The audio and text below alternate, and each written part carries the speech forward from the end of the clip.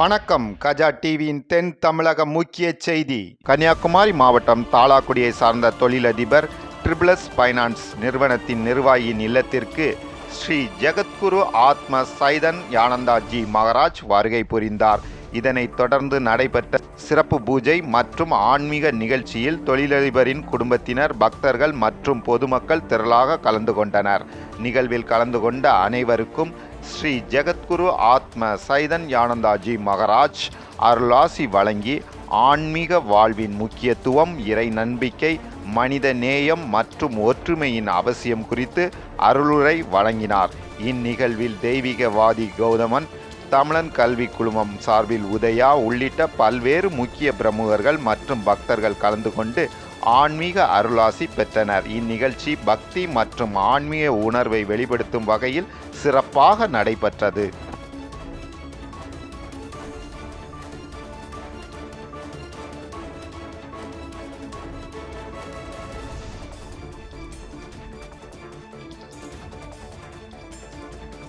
துறை சார்ந்து மாற்றங்கள் எப்படி இருக்குன்னு பார்க்குறீங்க? அதான் ஒரு நோக்கம்.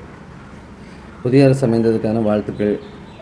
ஒரு புதிய கழகமில்லாத ஒரு தமிழகத்தை தமிழ்நாடு அரசு நிறுவியிருக்கு. அதுக்கு முதல்வர் விஜய் அவர்களுக்கு வாழ்த்துக்கள். ரெண்டாவது, தமிழ்நாடு இந்து அறநிலையத்துறை முதல்லேருந்து இப்போ பரவாயில்ல, சிறப்பாக செயல்பட்டு இருக்குது அப்படின்னு நினச்சிட்ருக்கோம். என்னாலும் அவங்களுக்கு வைக்கக்கூடிய கோரிக்கைகள் நிறைய இருக்குது. கட்டணம் இல்லாத தரிசனம் இருக்குது. இப்போ நம்மளை சுற்றி இருக்கக்கூடிய கோயில் நிலங்கள் ஆக்கிரமிப்பில் இருக்குது. அந்த ஆக்கிரமிப்பு நிலங்கள் எல்லாத்தையும் திரும்பியும் அவங்க எடுத்து திருக்கோயில் பயன்பாட்டுக்கு இருக்கணும். இந்து அறநிலையத்துறைன்னு சொல்லிட்டு ஒரு துறையை கோயில் நிர்வாகத்துக்கு தலையிடக்கூடிய துறை இல்லை.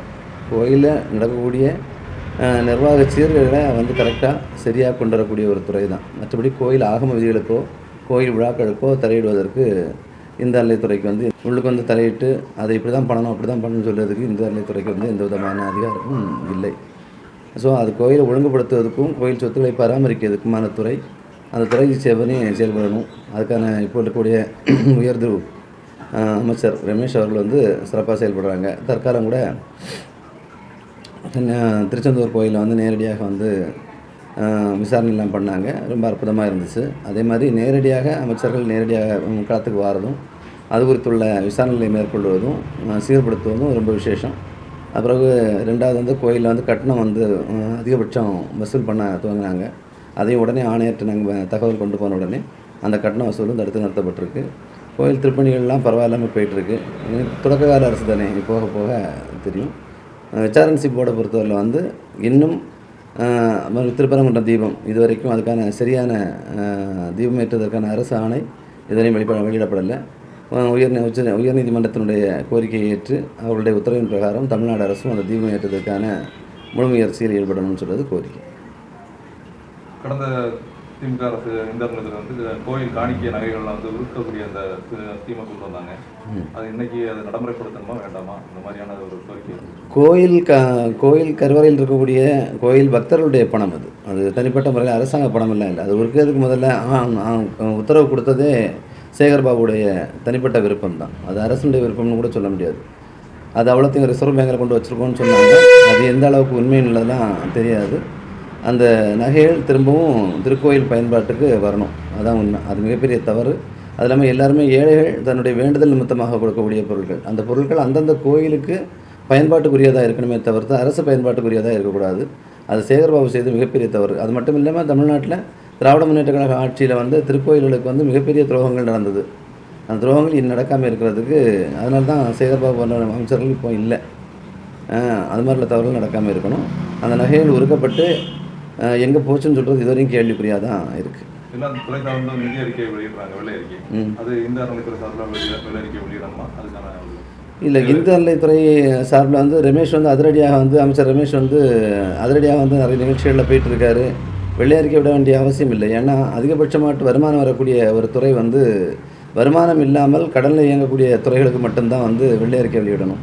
இது அதிகபட்ச வருமானம் உள்ள துறை. அதனால் வெள்ளை அறிக்கை வெளியிட வேண்டிய அவசியம் தமிழ்நாடு அரசுக்கு ஏற்படாது அப்படின்னு நினைக்கிறேன். கண்டிப்பாக போன முறை ஆட்சியில் நடந்த அத்தனை அவலங்களும், இந்து அறநிலையத்துறை பாதிக்கப்பட்ட அத்தனை கோயில்களும் மிகப்பெரிய அளவுக்கு பாதிக்கப்பட்டிருக்குது.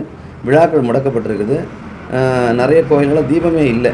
அதே மாதிரி வேத பாடசாலை அனைத்து ஜாதியினருக்குமான வேத பாடசாலைன்னு சொல்லிட்டு ஒரு விஷயத்தை கொண்டு வந்தோம்.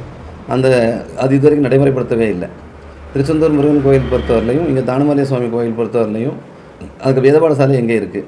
ஒவ்வொரு ஹிந்து கோயில்கள்லையும் அந்த கோயிலில் ஆகம விதிகள் பிரகாரம் அனைத்து ஜாதியினருக்குமான வேத பாடசாலை திறந்துருக்கணும். ஆனால் இது வரைக்கும் அது திறக்கலை. அது திறக்கிறதுக்கு தமிழ்நாடு அரசு, தற்போதைய தமிழ்நாடு அரசு கொண்டு வரணும். அது குறித்துள்ள நிதியெல்லாம் ஒதுக்கியிருந்தாங்க. அந்த நிதி குறித்துள்ள விசாரணையும் துவங்கணும். அதாவது 4000 கோயில்கிட்ட தமிழ்நாட்டில் கடந்த ஆட்சியில் வந்து கும்பாபிஷேகம் நடந்ததா சொல்கிறாங்க. அதே கோயில்களில் சரியான புராணத்து பணிகள் செய்யாமல் நடந்ததா குற்றச்சாட்டு இருக்குது. அது நீங்கள் 3360 கோயில், ஏறத்தாழ 4000 கோயில்கள் வந்து கும்பாபிஷேகம் பண்ணதாட்டு அவங்க சொல்கிறாங்க. இந்த கும்பாபிஷேகத்தில் ஒரு குழப்பம் இருக்குது. கும்பாபிஷேகம் அரசு பணத்தில் பண்ணாங்கன்னு சொன்னால் இல்லவே இல்லை. அரசு பணம் மேக்சிமம் இல்லை. அந்த ஏரியாவில் உள்ள மக்கள், அங்கே இருக்கக்கூடிய புரவலர்கள், அங்கே இருக்கக்கூடிய நிறுவனங்கள் சார்ந்து தான் வந்து கும்பாபிஷேகம் பண்ணாங்க. அந்த கும்பாபிஷேகம் பண்ண கோயிலில் முழுமையாட்டு கும்பாபிஷேகம் பண்ணாங்கன்னா இல்லை. நிறைய கோயில்கள் கும்பாபிஷேகம் பண்ணாமலே கணக்கு வரவு செலவு காட்டப்பட்டதாக தகவல் இருக்குது. அது திரும்பவும் இந்த தமிழ்நாடு அரசு, மாண்புமிகு அமைச்சர் ரமேஷ் அவர்கள் திரும்ப அதை வந்து விசாரணைக்குள்ளாக்கி அதை திரும்ப எடுக்கணும்னு சொல்லிட்டு கோரிக்கை தான்.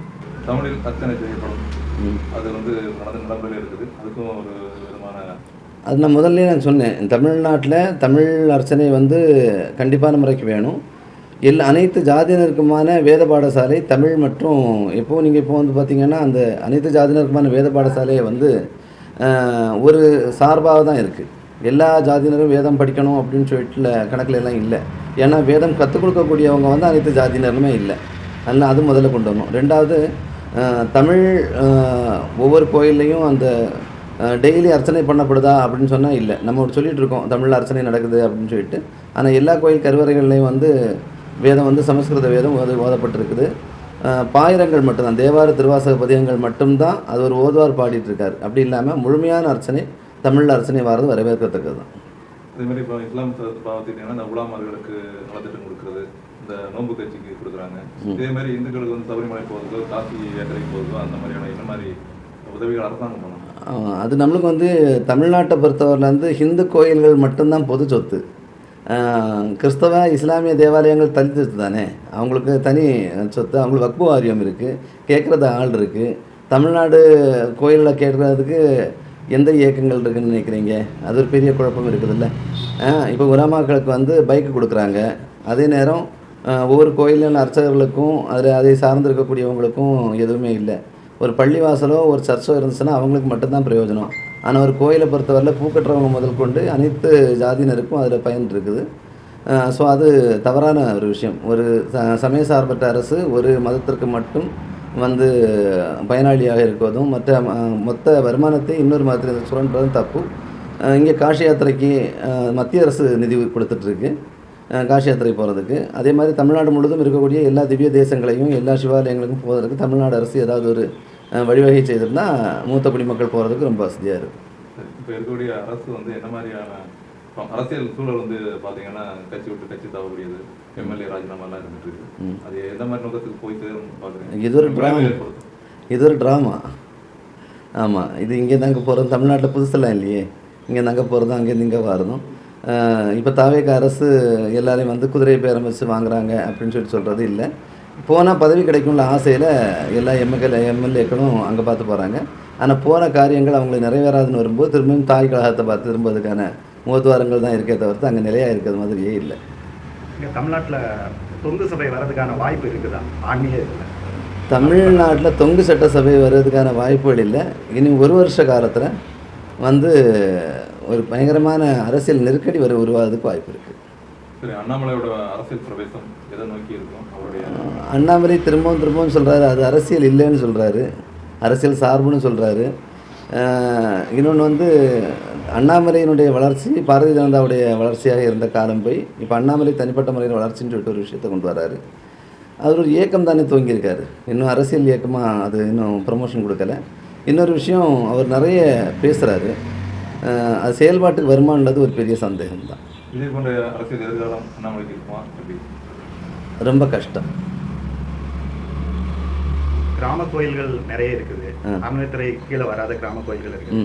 இப்போ அறநிலைத்துறை கீழே பார்த்தீங்கன்னா ஒன்றியில் இருக்கிற கோயில்கள் வசூல் பண்ணுற கோயில்களுக்கு மட்டும் தான் கொடுக்குறாங்க. கிராம கோயில்களுக்கு ஏதாவது வசதி செஞ்சு கொடுக்கணும்னு நினைக்கிறீங்களா? இல்லை, கிராம கோயில்களுக்கு முந்தைய அரசாங்கத்துக்கு அதுக்கு முன்னால் புரட்சி தலைவி அம்மாவுடைய அரசாங்கம் நடக்கும்போது கிராம பூசாரிகளுக்கான சம்பளமே இருந்துச்சு. கிராம பூசாரிகளுக்கான சம்பளம் இருந்துச்சு. ஒரு நேர தீபம் அப்படின்னு சொல்லிட்டு ஒரு திட்டம் இருந்துச்சு. எல்லா கோயிலும் ஒரு நேர தீபம் வந்து போடுறதுக்கான திட்டம் இருந்துச்சு. இந்த கோயில் வருமானம், இந்த கோயில் வருமானம் இல்லைன்னு ஒரு சட்டம் இருந்துச்சு. எல்லா கோயிலுக்குமே சரிசமமாக இருந்துச்சு. பிறகு வந்து திமுக ஆட்சி வந்த உடனே அதெல்லாம் நிப்பாட்டப்பட்டது. எல்லா கோயிலும் ஒரு பெரிய கோயில் இருக்குதுன்னு சொன்னால், இந்த ஏரியாவில் சுசீந்திரம் கோயில் இருக்குன்னா அது கீழே வந்து நூற்றுக்கணக்கான சிறு கோயில்கள் இருக்குது. இந்த பெரிய கோயிலோட வருமானம் தான் இந்த சிறு கோயிலுக்கு போகணும். ஆனால் பெரிய கோயில் வருமானம் முழுசாக அரசு கஜானாவையும் அரசியல்வாதிகளையும் தேடி போகிறதுனால சிறு கோயிலுக்கு எந்த வருமானம் வரதில்லை. அது திரும்பவும் பாழடையும் நிலையில் தான் இருக்குது. இது மிகப்பெரிய தவறு. இது மாறும். அயோத்தி ராமர் கோயில் அந்த காணிக்கை பணம் வசூல் பணம் கொஞ்சம் ப்ராப்ளம் இருக்காங்க. அது என்ன மாதிரி? அயோத்தி ராமர் கோயில் வந்து ஒரு ட்ரஸ்ட் கோயில். ஆக்சுவலி அது வந்து அரசு கோயில் இல்லை. அதனால் அரசு கோயிலுக்கு மட்டும்தான் நம்ம வந்து கேள்வி கேட்க முடியும். அது ஒரு அறங்காவலர் வட்டத்துக்குள்ளால் ஒரு அறக்கட்டளையின் கீழால் இயங்கக்கூடிய ராமஜென்மபூமி அறக்கட்டளையின் கீழே தான் இன்னும் இயங்கிட்டு இருக்குது. அது அவங்களுக்குள்ள இருக்கிற ட்ரஸ்டீஸுக்கு உள்ள பிரச்சனை. அது அரசு பிரச்சனையாட்டு எடுக்கவே முடியாது. மக்கள் நலனுக்காக சேவையாற்றி வரும் கஜா டிவி தொடர்ந்து சேவையாற்ற லேப்டாப், மடிக்கணினி நன்கொடையாக வழங்கலாம்.